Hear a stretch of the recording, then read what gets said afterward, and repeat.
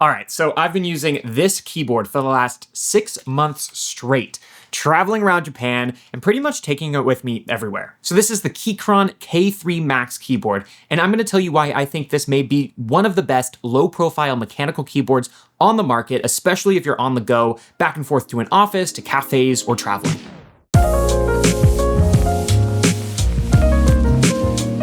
Welcome back to the channel. So I've tested loads of different mechanical keyboards and reviewed quite a few on this channel already, and this one really stands apart to me. As a reminder, here at Nloop, this is not a nitty-gritty technical specs review, this is a average user's experience review. So the gist of this keyboard is that it's lightweight, travel-friendly, low-profile, affordable, wireless, and it's super satisfying to use, and it sounds great.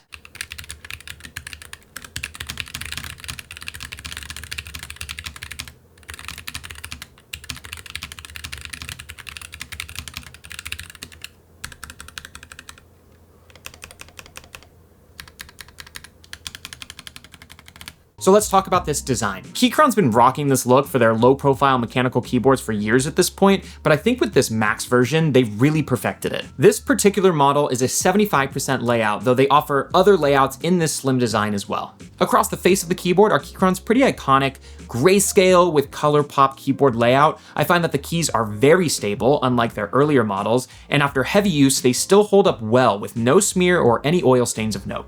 One weirdly small thing specific to this layout that I find annoying is the placement of the print screen button, which has the frustrating tendency to click easily or freeze my typing because it's right there next to the delete button. That could very well just be user error on my part though, so your mileage may vary on that front. The real win here, however, is that they manufactured the PCB with an aluminum frame. Also the addition of acoustic foam, which the standard K3 and Pro models don't have. The whole thing feels incredibly premium while still being lightweight, which is not easy to do. And when dealing with low-profile keyboards, especially wireless ones like this one, keeping the weight down while still sounding strong and stable is kind of like an engineering marvel to me. Because if I'm taking this thing on the go to cafes, to the office, or just another room in my house, I don't want to have to carry around a big heavy keyboard just to get a better typing experience. Trust me when I say, for being on the move, every gram in weight matters, and this is truly impressive. I've noticed that over the years, there are many other low-profile keyboards now on the market, but they are much more in either weight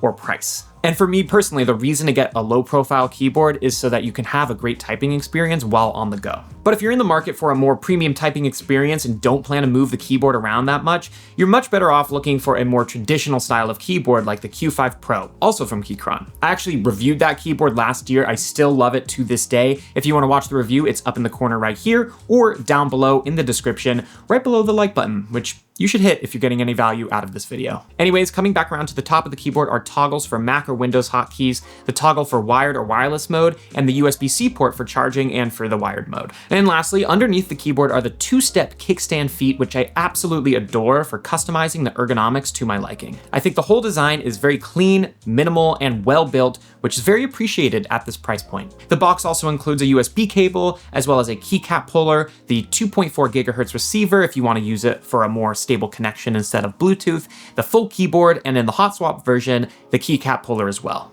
Okay, so here's the one thing about this keyboard, if you go with the hot swap version, that I was really disappointed by, which is that they chose to go with Gateron like hot swap switches instead of optical low profile or any other more standardized low profile hot swap switch, which in technical terms mean you're just severely limited if you want to customize the keyboard even more.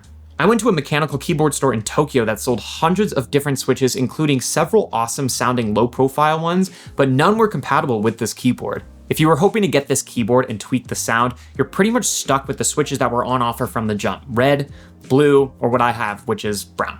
I don't think you should get this keyboard with any customization intent in mind unless you know what you're doing and already have a compatible switch in mind. That being said, as I demoed earlier in the video, the typing experience out of the box is really good, especially for this price point. For this thin of a keyboard, it sounds really good and feels even better, and it kind of makes me disappointed anytime I forget to bring it somewhere and I'm stuck with my MacBook keyboard instead. I actually love that I can stick the keyboard directly on top of the Mac and just type on it, and so when I'm on the go and limited in space, I can still get the typing experience that I'm craving. Now, there are a few other features packed into this keyboard that make it worth a look, beyond just the typing experience and the design. As I mentioned earlier, it's wireless, and not only can you pair it with up to 3 different devices just using the FN and then the 1, 2, 3 keys, but if you're a gamer or you just need an even more responsive typing experience, this is the only model in the K3 lineup to offer a dedicated 2.4 GHz wireless dongle. The keyboard's also QMK compatible, meaning you can use the software to customize virtually every element of the keyboard to your exact specifications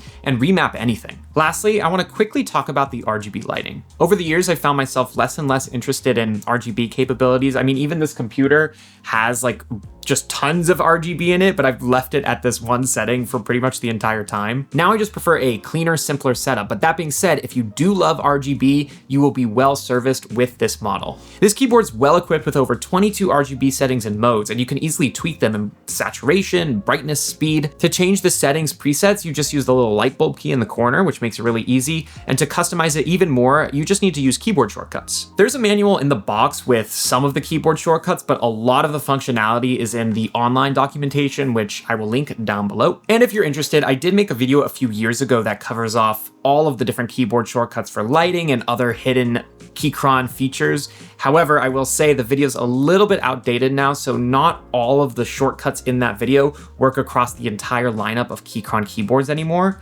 But if you're interested, it's down in the description below. And lastly, I want to talk about battery life. For a wireless keyboard, this is important, and in short, it's excellent. It's rated up to 40 hours with RGB on and over 78 hours with RGB off. In real world use, I hardly charge it, and when I do need to charge it, it's really easy because of the USB-C port on the back. So this entire package sounds like it could run you at a pretty high cost, but once again, Keychron is able to stay really competitive with the pricing because they've been doing this for a while. So at the time of recording, I've got the prices pulled up right here. The white backlight version is only $89.99. The RGB version is $99.99.